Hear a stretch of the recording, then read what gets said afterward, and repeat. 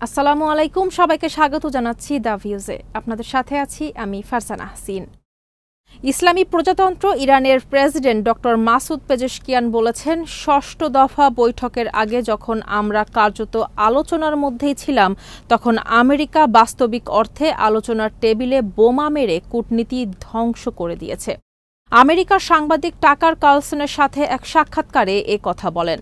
তিনি এই সাক্ষাৎকারে আন্তর্জাতিক আণবিক শক্তি সংস্থার সাথে সহযোগিতা, ইহুদিবাদী ইসরায়েলের সাথে সাম্প্রতিক যুদ্ধ এবং আমেরিকার সাথে সম্ভাব্য আলোচনার পুনরায় শুরু করার ক্ষেত্রে ইরানের শর্তাবলী সম্পর্কে তার সরকারের অবস্থান ব্যাখ্যা করেছেন।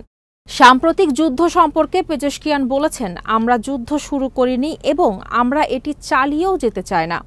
আমরা যেদিন থেকে দায়িত্ব গ্রহণ করেছি সেদিন থেকে আমার মূল নীতি ছিল দেশের ভেতরে ঐক্য গড়ে তোলা এবং আমাদের প্রতিবেশী তথা গোটা বিশ্বের সাথে শান্তিপূর্ণ সম্পর্ক প্রতিষ্ঠা করা।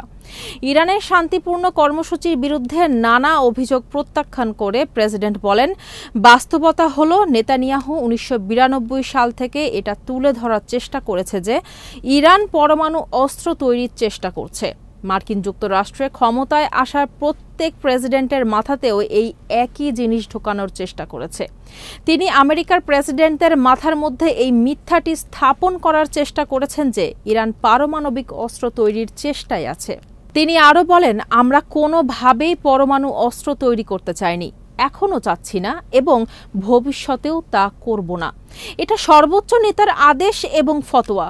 আন্তর্জাতিক আণবিক শক্তি সংস্থার সাথে আমাদের পূর্ণ সহযোগিতা আছে, কিন্তু দুঃখজনকভাবে তাদের এই আচরণের কারণে এই প্রক্রিয়া ব্যাহত হচ্ছে। পেজেশকিয়ান বলেন, যে সংকট তৈরি হয়েছে তা কাটিয়ে ওঠার পর আবারও আলোচনা সম্ভব হতে পারে। তবে আলোচনা অব্যাহত রাখার ক্ষেত্রে একটি শর্ত হল আলোচনা প্রক্রিয়ার ওপর আস্থা, বিশ্বাস তৈরি করা।